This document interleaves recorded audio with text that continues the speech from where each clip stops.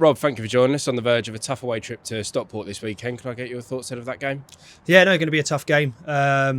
Obviously a very good team in good form as well, physically very good.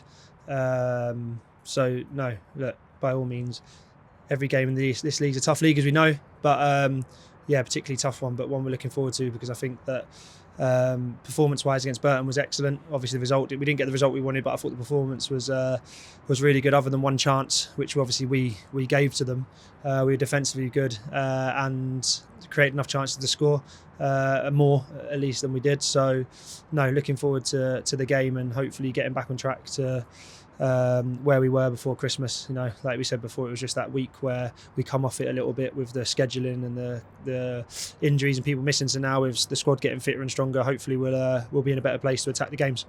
Yeah, you mentioned there with obviously the tough period of scheduling. This one doesn't seem particularly fair either. I know it was highlighted at the start of the season as well as, crazy the fact that we got to travel up to Manchester and then to Nottingham only a few days later with, very little rest pretty much the Sunday before we're back on the road. So is that more annoyance from that side of things that we're being forced to do that sort of unkind doubleheader?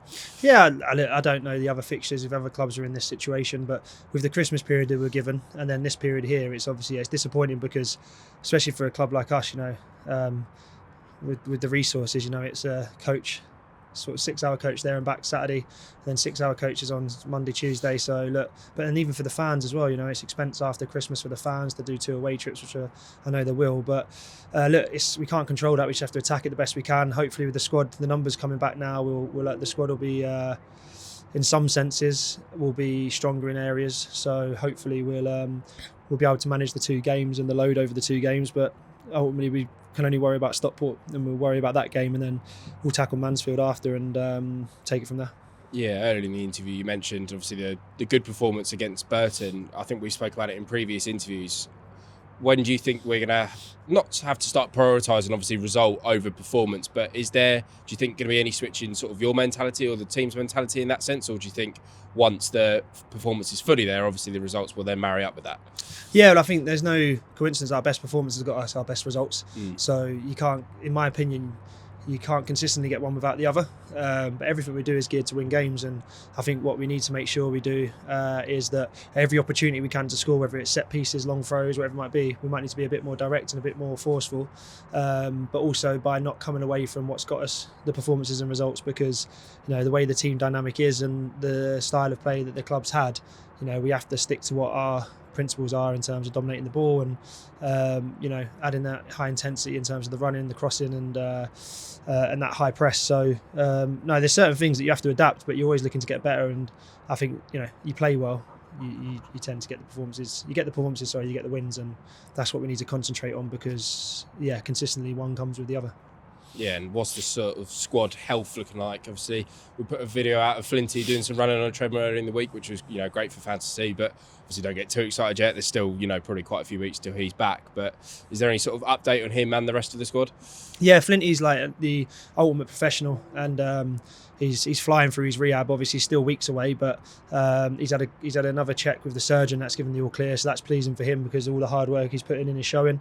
We've been unfortunate that Toby Malarkey's back issue that he's been playing with has flared up to the point where he's probably going to be missing for a little bit. And we had a really unfortunate incident where a freak accident with Joy McKenna in training, where he slipped on the ball and the ground gave way underneath him, and he's had a serious injury. So Joy looks like he's going to need surgery, and there's a good chance we might not see him for the rest of the season. No, hopefully we get him back quicker than that, but obviously it's too early to tell. So obviously our thoughts at the moment in terms of with Joy and looking after him, because he's been brilliant for us, and so that's obviously devastating and leaves us very short at the back. So in terms of other areas, obviously Dar should be back with the squad this weekend, which is good. And Addy's come back at the weekend with Harry Forster as well. So the squad in some areas is getting stronger, but obviously the centre half, the defensive issue is something we'll obviously have to look at now, especially one in the window and two with the couple of injuries.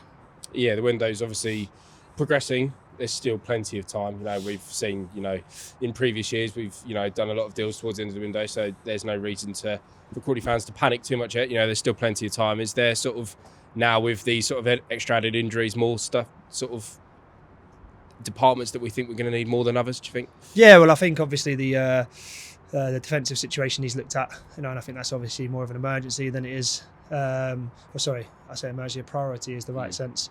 And then obviously with Ben Radcliffe coming in and performing well, that's a positive. And Charlie Barker's been as consistent as ever and been a real bright spark for me in terms of, he's given absolutely everything. He's his first bit of exposure to this level to play the games he had. He's been tremendous.